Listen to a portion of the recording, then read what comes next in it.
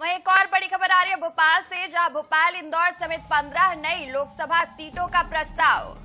प्रधानमंत्री की आर्थिक सलाहकार परिषद की रिपोर्ट में प्रस्ताव आया है। एमपी में 29 से बढ़कर 44 सीटें हो सकती हैं। इंदौर, जबलपुर, ग्वालियर और भोपाल में बदलाव। इंदौर और जबलपुर में अब ग्रामीण लोकसभा बनाने का प्रस्ताव आया है। अनुराग मालवीय ब्यूरो प्रमुख लगातार हमारे साथ बने हुए हैं और इस खबर पर भी उनसे चलिए जानकारी हम हासिल कर लेते हैं। अनुराग जी, किस आधार पर ये जो प्रस्ताव है तैयार किया गया है, जो रीजन शामिल किए गए हैं कि इन जगहों पर सीटों में बढ़ोतरी हो सकती है, क्या आधार होगा, किस आधार पर बदलाव होने की संभावनाएं हैं?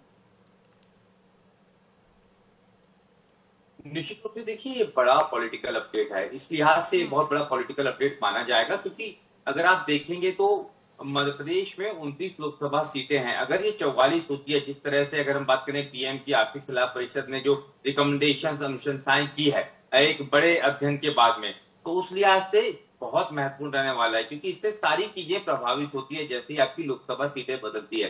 पॉलिटिकल सिनेरियो के लिहाज से देखें तो ये और ज्यादा भारतीय जनता पार्टी के लिए फायदेमंद नजर आता है, क्योंकि अगर इंदौर की बात करें या मालवा की बात करें, यहाँ 2 लोकसभा सीटें बढ़ रही है जो भारतीय जनता पार्टी के प्रतिनिधित्व वाला क्षेत्र है। इंदौर की बात करते हैं तो इंदौर में जो है सीट को शहरी और ग्रामीण क्षेत्र के रूप में बढ़ाने की तैयारी है, क्योंकि इंदौर इस तरह का शहर है और तकरीबन इसी तरह का मॉडल जबलपुर के लिए भी है। इन दोनों जगहों पर इंदौर शहर, जबलपुर ग्रामीण, इंदौर ग्रामीण, इस तरह सीटों का बंटवारा होगा। भोपाल और सीहोर अभी एक ही लोकसभा सीट है, तो भोपाल और सीहोर इन दोनों को अगर हम बात करें तो अलग करने की तैयारी है। इसी तरह ग्वालियर की बात करें, क्योंकि ग्वालियर थोड़ा सा सेमी अर्बन वाला क्षेत्र है, तो इसमें शहरी और ग्रामीण न करके ग्वालियर 1 और ग्वालियर 2, इस तरह से 2 लोकसभा सीटों को अलग अलग बांटने की तैयारी है।